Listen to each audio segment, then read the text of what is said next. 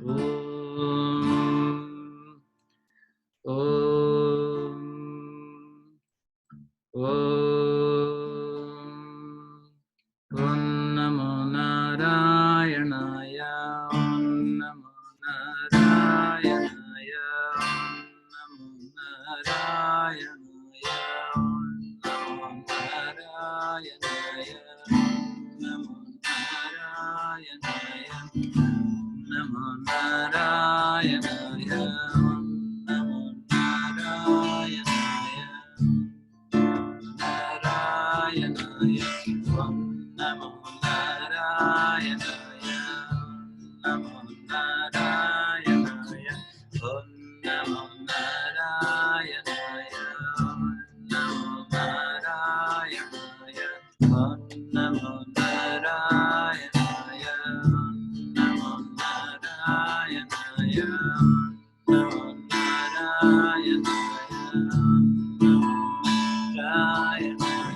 Om Namo Narayanaya. Namo Narayanaya. Om Namo Narayanaya. Namo Narayanaya. Namo Narayanaya. Namo Narayanaya. Om Namo Narayanaya. Namo Narayanaya. Namo Narayanaya. Namo Narayanaya. Om Namo Narayanaya. Namo Narayanaya. Namo Narayanaya. Namo Narayanaya. Om Namo Narayanaya.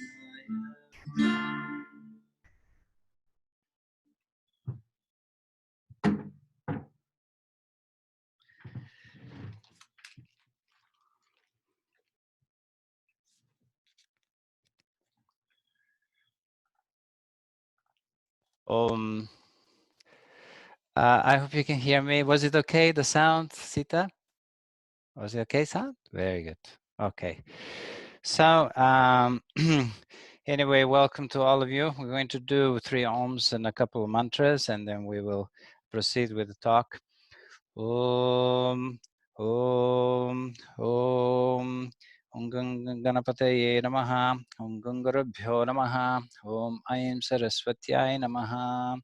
Om Ganana Antva Ganapatigam Havamahe Kavim Kavinam Upamashravashtamam Jyeshtarajam Brahmanam Brahmanaspata Anashranvanoti Visidasana Sadhanam.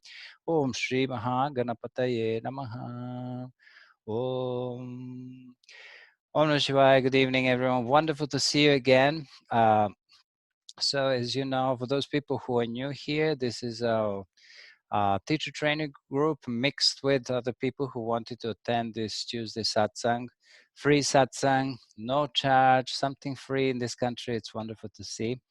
And I want to welcome all of you, especially to Sita, who can raise a hand, Love Integration, and Trey or Shankari from Come Together. And I have some special guests there, my teachers and very wonderful people. So this is what we're going to do. As I said, I was going to do this series of talk based a lot on the book Empower Your Life. But of course, I'll be going off because I want this to be rather live rather than just a book, keep book kind of a knowledge. So we will begin first of all by introducing some important aspects before we even discuss the power of thought, all kinds of psychic aspects of thought and all kinds of things. So before we do that, we will start with something quite soft. So the first thing is to remind you what Swami Shivananda says: a glorious, brilliant future is awaiting us, meaning you, me, and everybody else. And then he said, let the past be buried. You can work miracles, you can do wonders. This is Swami Shivananda at his best as an inspirer, as a person who awakens all the sleeping souls, and each one of us who is afraid as human beings of all these things that are taking place in our life. So I invite you today to drop all your fears, all your worries, and to really concentrate on all your possibilities, because you and me and everybody else is full of possibilities that are beyond our imagination.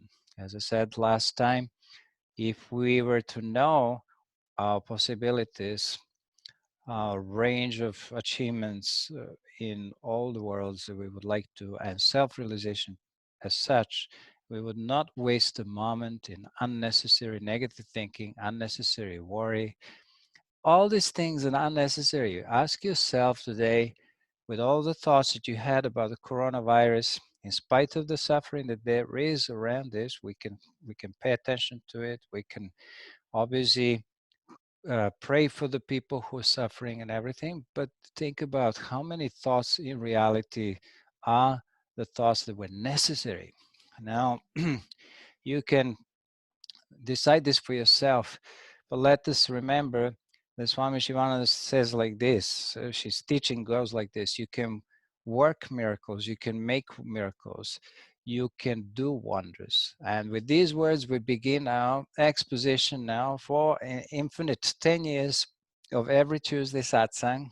I'm sorry to tell you this. Of course, for those people who feel like they may not be inspired, you're welcome to run away, but you will have to come back. See, as a humanity, we need an overhauling, and this is exactly what's happening right now. And we need what Swami Shivananda will call a new practical idealism. Idealism is not enough. You have to be able to translate your ideals into your living, uh, experience. So, what we really called upon to do as a humanity is to awaken this possibilities. And I would say for us, as we're concentrating on this, the highest principle for myself as a human being, I discovered this for myself, is that of self-empowerment. And we discussed this last time. So I am only inviting you now to think about what self-empowerment may mean to you. For those people who are in a teacher training course, you might take that as your daily meditation, maybe for 1 week, and see where the other side of yourself stands in opposition to self-empowerment. You see, we have a history of the centuries of self-depreciation and putting down the divine in us. There was always an extraordinary emphasis in the lives of majority of people that they're simply human, they make mistakes, they're like this, you know, they were limited in so many ways, and this is something we want to say goodbye to. So you cannot you cannot put down the divine in yourself. And certainly what we see, because of that philosophy which concentrated primarily on sin and inability of humanity to realize the potential, to realize the divine, what happened is that people started to believe that God, or that self-realization as an experience, is something beyond the reach of humanity. It is something that we will never be able to get hold of. So all these thoughts have to be put down, because it is this thinking based on fear, on another side based on desire also, but based on these self-depreciating thoughts that has created this incapacity to humanity, spiritually speaking. We're not talking about the whole humanity being able to create wonderful things, but a lot of these things obviously are not necessarily connected to our supreme goal in life, which is self-realization. So we have to believe that we have the potential for divinity. And so we need to try to live that every moment of our life. And then we will see a new situation on this planet Earth, which is a new heaven on earth. And we will also discover all the time, we shall be doing this, the divinity in humanity.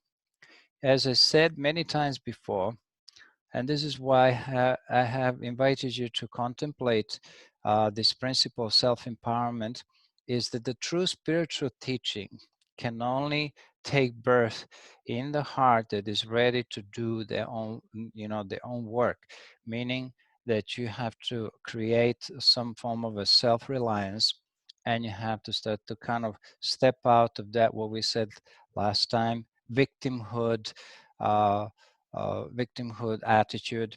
And so the true spiritual teaching begins and is about self-empowerment. And when I say this, I don't mean to put aside the help of a teacher or guru or master or whoever that may be that you need in your life. This is simply the idea is that nobody can truly do this work for you. That's the idea. See, no one can even think for us. No one can eat for us. If there are some lovely cakes in front of us, we cannot ask somebody else to eat them for us and then we will enjoy them, right? So we want to enjoy them ourselves. So in the same way, like this, nobody can do anything for us. Nobody can do the headstand for us. Nobody can dream for us, and also nobody can realize for us. So being in our hands, again, we have to remember that all of our life is really in our hands, even though at times it appears to be belonging to somebody else. So this is what is my duty is just simply to remind you of the things you already know. So I'm not giving you anything new, but I like to share this kind of thoughts with you so that we can nicely focus on what is the most important right now for us. We are all architects. Yeah, we're building a new life. And since nobody else can do this work for us, what can do the work for us? It's our own purest, the most powerful, the most loving thoughts and intentions. These things are really the true help of ourselves. My teacher used to say something wonderful, so Sadasivananda. He would say like this: be so independent in your pursuit of truth, in your pursuit of self-realization, that you will never say, unless this person acts this way, I will not change, right? So he was saying basically like this: it doesn't matter what other people do or they do not do. It only matters what we do. So if our focus is on ourselves, then we will remember the principle, which goes like this: the majority of the energy and the time that we spent on other people, meaning trying to change them, not on other people selflessly, but insisting that other people should change, being sometimes quite dramatic about this, is the very time and the very energy that is necessary for us to change ourselves. So this is the secret of life. It doesn't matter what anybody does or it doesn't do ultimately. I'm not saying do not communicate what's not right or what needs to happen, what needs to be changed, but communication is different from dependency. So one of the first thing that we need to learn in life is that what we consider happiness in our life is the pure concept of dependency. We find this from the moment we start to be educated, suggested things, conditioned. We see that everything in our lives influences and affects us in such a way that we can never say we're happy. The older you become, the more unhappy a person becomes. We know that. So I invite you again to think, okay, what is self-empowerment? What is independency, in the sense that whether other people do things or don't do things, you have to do what you need to do. If you want to change your diet, don't expect other people to change diet. Don't say, oh, if this person becomes a vegan person and that person eats brown rice, even if it's your husband, wife, or anybody else. Make some adjustments. Sometimes it may be hard, but if you try to focus on making yourself into the most beautiful form of the divine or God in this lifetime, believe me, somebody will follow it, but don't expect anybody to follow it. You just do your own little bit. This is what we want to do. See, in the Yoga Vasishta, which is a wonderful scripture, we have some wonderful statements. One is that many times we obviously are influenced by the results of our past actions, which we may call it in some ways a destiny, or we can call it the fruits of things that we've done well and with those that we haven't done. So we may call it a destiny. If we call it a destiny, we can say like this: Yoga Vasishta in itself reminds us that one should overcome one's destiny, meaning unfavorable destiny, which are nothing but the defects of the past efforts, by greater effort in the present. And then he reminds us by saying, gnawing his or her teeth, meaning, you have to kind of sometimes bite really strongly to overcome the effects of your past actions. So there is nothing in this world that cannot be achieved by a person, Yoga Vasishta says, by right sort of efforts. So destiny is simply the limitation imposed by an already exercised freedom of will or freedom of choice, and what is commonly called free will. So this is what it is. When you say something is a destiny, meaning something is meant to happen, it cannot be bent, right? That's not the end of it.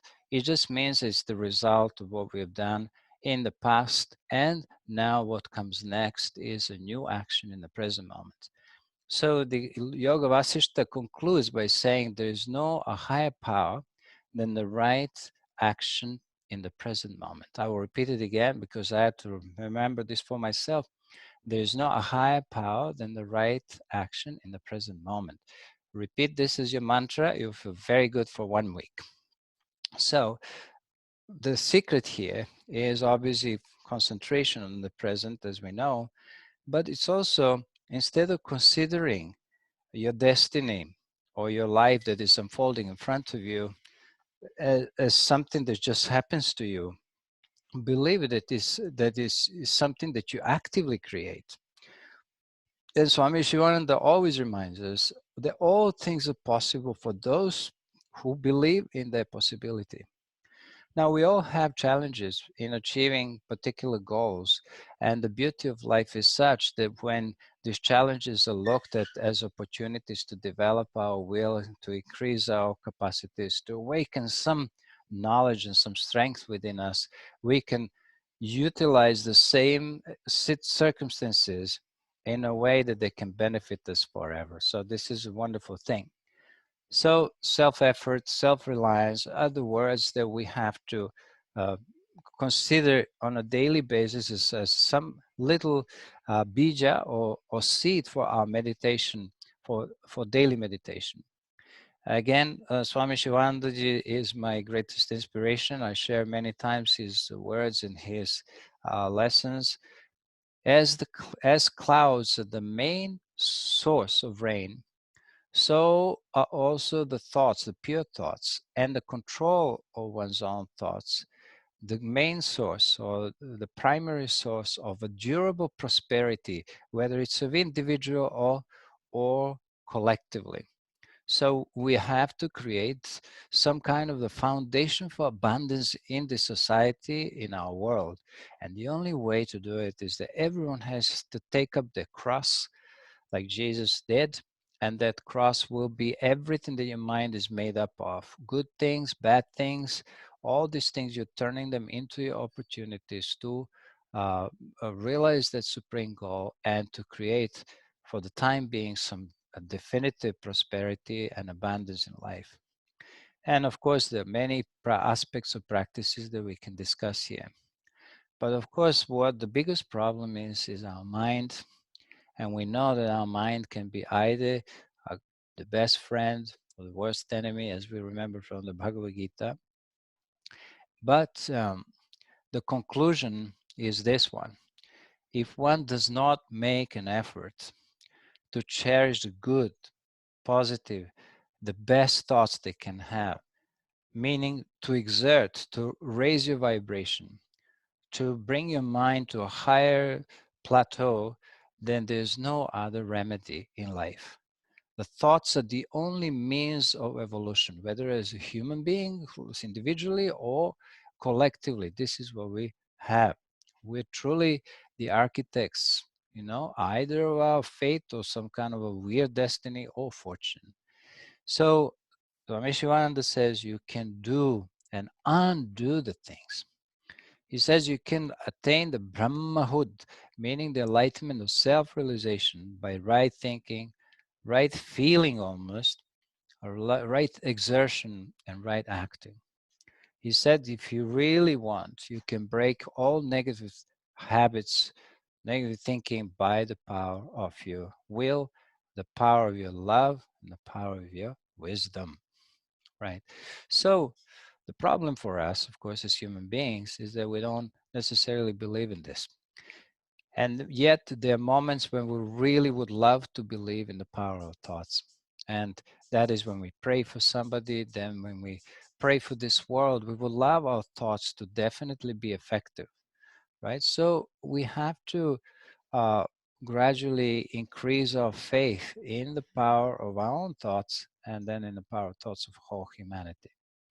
So here also, as humans, we will be failing. And so we have to remember that if we fail, if we failed, we can rise again. If we ever hated somebody, we can love again. And if we've been hurt, we can also learn to forgive. So all these practices are possible for somebody who is empowered, inspired, and believer in goodness of human beings, goodness of, everybody. So this is important. Here's a beautiful saying by Buddha, where he emphasizes the importance of mastering one's own mind. We said this last time. The definition of spiritual life is that we utilize every aspect of our living, our being, our thinking, including our negative thoughts and maybe instinctive uh, behavior and whatever it is for the realization of the highest goal. That is the in summary what a spiritual life is. A spiritual life is not defined or limited in any ways or determined just by your positivity. That would be wonderful. We have to work with whatever is there for us, and that also includes battling and dealing with negative tendencies and all that. So the conquest of one's own mind is the most beautiful gift you can give to yourself. And in Buddha's words, he says, it is better to conquer oneself than to win 1,000 battles. Then that victory is yours. A victory over yourself nobody can take. Suppose you're some kind of a warrior, kshatriya or something, a policeman, or whatever. Let's say you're king and you want to conquer another kingdom, right? Even that eventually can be taken away from us by somebody else. So the victory of oneself cannot be taken by anybody, not by anything. And what we really need to do is to cultivate the right attitude in life. And many of you have read Viktor Frankl's book, I think. In Search of Meaning of Life, a gentleman who was in the concentration camp. And I think he spent a year or two, and he was watching in front of his eyes all of the, not just his life and everybody else's life falling apart, but all of the what he considered to be the reality falling apart. In many ways, resembling what's happening to some of people here today when they believe that the reality simply has been demolished by a particularly big phenomena like now. Well, being in a concentration camp is definitely a bigger problem than what we're experiencing today, regardless of everything. But I have to say, once upon a time, a friend of mine, she went to one of Swamiji's and she said, I'm finding very difficult living in the ashram. I enjoyed it the first 3 months, first year, second year, third year, but I don't enjoy it anymore. I want to actually run away. Can you please give me an advice? So he said, why don't you just read this book by Viktor Frankl? It's called In the Search of Meaning of Life. So it's the book of his experiences. But there's one particularly strong sentence which I'm going to share with you. But the good the result of this reading of the book with my friend was that she eventually was able to stay for much longer. Like, she compared her condition in an ashram, which is rather a beautiful place to live in for most of the time. I mean, there are also problems in the ashram, as we know, but nevertheless, in comparison with somebody else's life and the poverty and the people who are immigrants and all kinds of things, her life was heavenly. Plus, it was spiritually based, so lots of wonderful things were going on. So anyway, she changed, and the sentence that struck me the most was from this book that I like, and I had to also memorize. I liked it. It said, "Everything can be taken away from a human being, but one thing, the last of human freedom, and that is to choose one's own attitude in any given set of circumstances." So something like that, it was said, and what's so wonderful if you read some inspirational books for yourself is try to memorize some important sentences, and as you go for a walk you repeat them 10, 12 times. And then the most important thing is when you're working with thought power, which is really what it is when you read a spiritual book that inspires you, working with a thought power on a very high level, but it's not part of your experience yet. So to make something as a part of your experience, what we really need to do is um, bring the feeling into that what we believe to be true, because it's easier to generate the feeling in something that you believe is beautiful and right than it is to create a feeling somewhere else. It is really the feeling that molds the thought power. And when you feel for somebody, let's say if you're praying for the world, you may feel something, you may not feel something. But if you're praying for somebody you love and it's the dearest person in your life, there's a tremendous power in the thought. So every emotion fuels a thought, every feeling specifically. So most of the people have thoughts, but they're not strongly grounded, and they do not have much of a fuel, as we may say. So it's important that we memorize some of these sentences, take them with us, and think through them. So when also your mind gets caught up in some negative thoughts and worries, stuff like this, you can then say, let me repeat this and let me see for about maybe 5 minutes, 10 minutes. It's like a mantra. You can use a mantra, of course, but this is the important thing. Now, um, our life is the nothing but the expression of the limit or limitlessness of our thoughts. When you study Vedanta and different scriptures, you will see that it is mentioned that this creation is nothing but the expansion of thoughts. So your life is nothing but an expansion of thoughts. So whether it's creation or your life, it's one and the same thing. And what kind of an expansion, what kind of a limit of your thoughts, this all depends on their nature, their strength, the conviction that you have, and inspiration. So a thought is our tool that we work with this in life, and a thought is a tool of transformation. And now, one thing before we start to examine the nature of thoughts and things like this is to actually explore the subject of inspiration. I know that you are inspired by different things, but whether it is possible for us to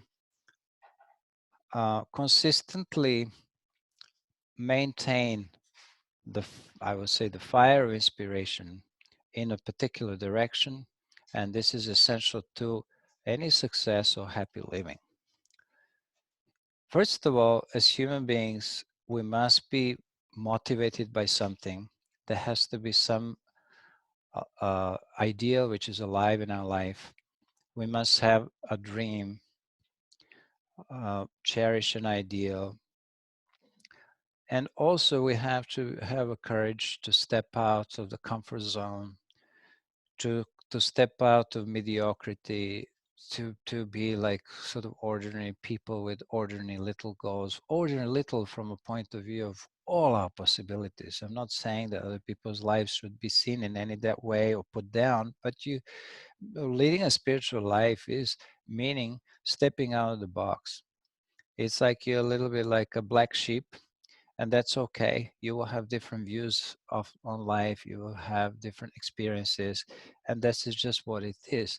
Usually this is not the majority of people unless we're living in Satya Yuga, but at the moment this is only sowing the seeds of a future world. So it is important to be able to project yourself into the future, and perhaps you can say to become almost like an angel, a carrier of new ideas, new philosophy of life, uh, and to awaken from the dulling influence of mediocrity, and become an embodiment of all the love, wisdom, and compassion you can be. So this is the idea.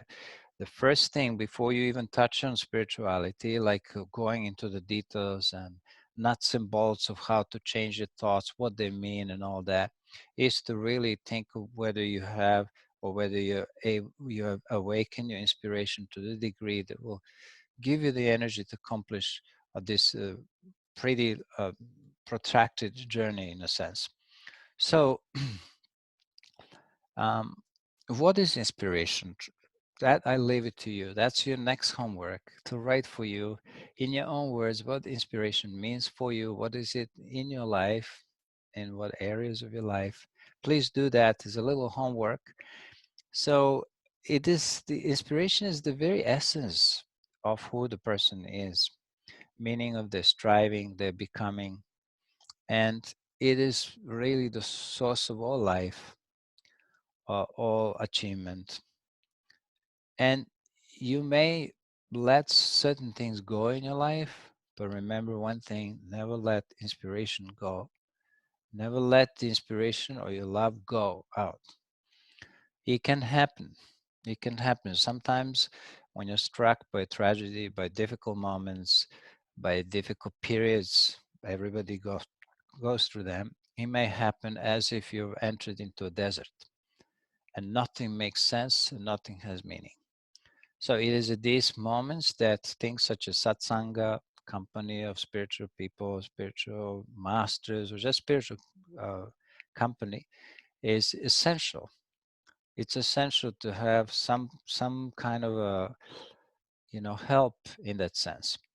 So never let the inspiration dry out. This is number one. You have this big task in your life, and so it is. Inspiration is like a mystical voice within ourselves, and it's like an inner fire in a sense that curses through your body, your being. And it is this inspiration that can help you nourish the best, most sublime thoughts. But as we know, we all come with inspiration. We're optimists as you enter into the life, but we have to make sure we entertain it through the life. Therefore, inspiration has to be protected and carefully nurtured throughout the life. And when it's cautiously tended, what happens is that we receive a lot of light. We see things, what we need to do, and somehow we're protected even in difficult times by some invisible forces, and of course by the very inspiration that is within us. The inspiration is so powerful that it can transform your obstacles into the means of your evolution, and it can turn your obstacles into stepping stones in your life. People who are inspired are great to watch in action, even if they're not necessarily spiritual. It's just something wonderful to see about people who are inspired by certain things. We can see this in children. We can see this in people who are just animated by what they love and they will do anything for it. And they seem to, the more they do, the more energy they get. And this is what happens when people are inspired, they're lighted, and they're alive to life. So sometimes it may happen that we lose our inspiration. It will be a good idea to look up to this kind of people to regain it. So these inspirations will give the meaning to your life, and the inspiration invigorates the love. So this is what we need to do, making sure that the inspiration is there. How to how to be inspired? One thing is obviously to think of what it is in your life that inspires you naturally, but also is to try to learn to live every moment gradually, first a few moments consciously, and then as many moments as possible anew, as if you were just born. So you're born into every moment, uh, into the stream of life, and this is the idea. So there's certain sense of freshness when you're inspired. There's a sense of newness and creativity that comes in your actions. Your actions are not more mechanical. There's there's some like a new life to it. Regardless of what you do, an inspired person will cook well, clean well, do all kinds of things. And what's translated into their life, you can feel the power in a person's eyes, in a sense, when they're inspired in their words.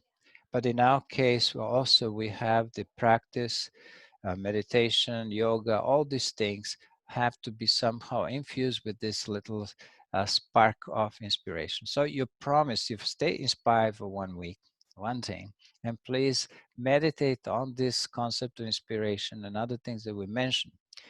So the best thing to do is when you wake up in the morning, first of all, try to address something auspicious. We say like this in our teachings that your eyes should fall on something that is auspicious, something inspirational in a sense, but it's also something that has a capacity to create beneficial influences throughout the day. Maybe we look at the picture of our teacher or master or Jesus or some image like that, or maybe simply a flower or nature. Or if there's nothing else, you can light the candle and look at the light like that. So this is important. Then you have to stop your mind in its tracks. When it starts to give you suggestions that your life is difficult, that the nature of your life and is such that it's simply causing you problems day by day. This has to kind of be stopped in tracks. Try to learn to let go of the tendency to worry and project your thought power into some kind of a depreciating images and things like that. You must use your imagination in a positive way. And if it doesn't work, you simply don't cooperate with mind. Swami Shivananda calls that a technique, non-cooperation with the mind. When the mind starts to be negative, you just say, you know what, I'm not going to cooperate with you. You go and you do whatever you like, but I'm not going with you. So like that. So use your imagination to nurture your inspiration and your faith, of course.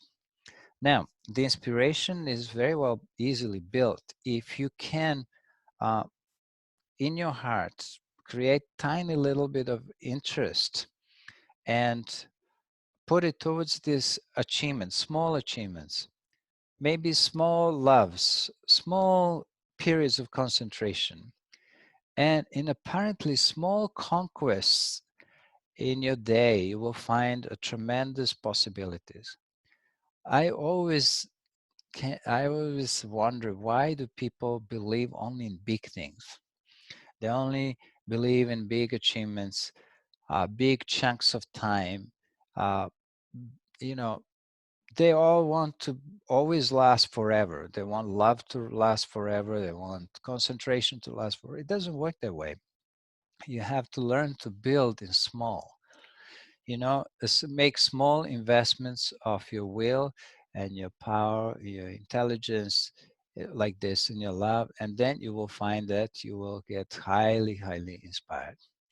Now, a person without inspiration is as dead, as I said. And I'm going to remind you something with one wonderful some spiritual master said something like this, that to be inspired to be really always young.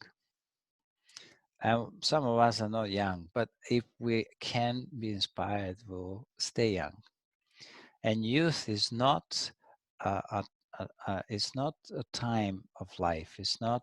It is simply a state of mind. So it is not a matter of whether you have supple body, rosy cheeks, all these things, but it is the matter of your heart, your will, your love, imagination, all these things. So youthfulness means to have courage, to have appetite for new things, and to have this adventurous spirit. So you can now direct it in some sort of, self-conquest, direction of self-conquest, yoga, things like that. So, you know, we grow old only when we desert our ideals, when we let this flame of inspiration just slowly, go dry. So this is what happens. So the first step, again, today we're only talking simple things, inspiration and other things, means kindle that little faith in you, if possible, and then wonderful things will happen. You can translate your dreams into your deep and you know into in your deepest convictions, and this is what's going to happen. So your life is going to take on a new dimension. So think of inspiration as the quality of your heart. But I ask you to write something about inspiration yourself, if you can, or whenever you sit to meditate, it will be really wonderful. Now, um, there was a story, and I probably will finish this talk today with a story. Some of you may have heard it. Once upon a time, there were two men who were in the same hospital, in the same room, and one of them was laying near the window, and the second one just came. So that means that the first patient was in that hospital for much longer. And so two of them started to chat, get to know each other. But the problem, the problems they had physical were quite serious. One had a spinal injuries and he could not move his head. That is the new person who came. Therefore, he had to kind of lay flat, and sometimes they could just raise him a little bit up. And the other guy was an asthmatic person. So two of them were like they're sharing some of their stories. And every day this person, the new one, the newcomer, would ask the person who was near the window to share some things, what was going on outside of their room. So the guy would look at through the window, and he would you know explain what was going on. So he would say, now it's the spring and there are blossoms everywhere, and the people in the parks walking, the dogs, the cats, whatever it is. And then couples were holding their hands. So like this, each day he was telling him some wonderful stories. And the guy was so happy, the newcomer was so happy, he could kind of almost feel the breeze and everything was going on. Then one day, unfortunately, he started to grow more zealous. He said, "Oh my God, I wish I was in that bed next to the wall," but he couldn't. They couldn't really switch because the other one was an older patient. He was there for a longer time. Anyway, so he was starting also to feel more jealous, and to such an extent that he really wanted this man to just go, and he was hoping that one day he will die. Can you believe it? So one day like this, the asthmatic person started to have problem breathing, and he said, "Can you please call the nurse for me?" And he said, "Okay," but actually the newcomer never really pushed the button, so the nurse never came. So the consequence of that obviously is that the asthmatic person died. That was a big problem.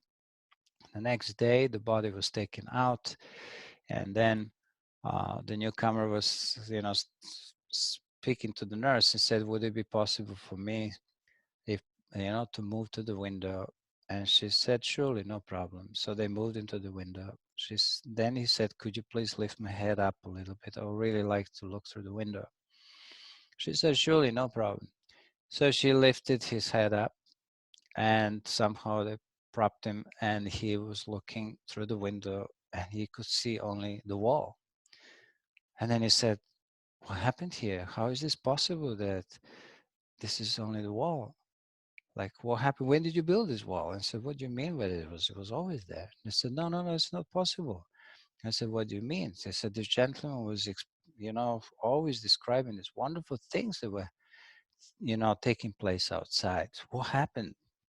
What happened to the wall? So he was quite irritated, and already started to be suspicious that something went wrong. And the nurse said to him, I'll tell you the truth, my dear, and that is that the man who was next to the wall, in fact, was blind.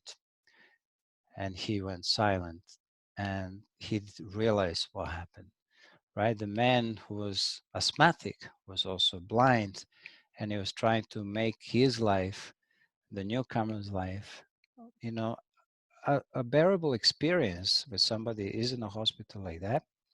So naturally, we don't need to think of what happened afterwards, but that's the story. So the story of two people in a hospital is a story of a choice, a story of an attitude.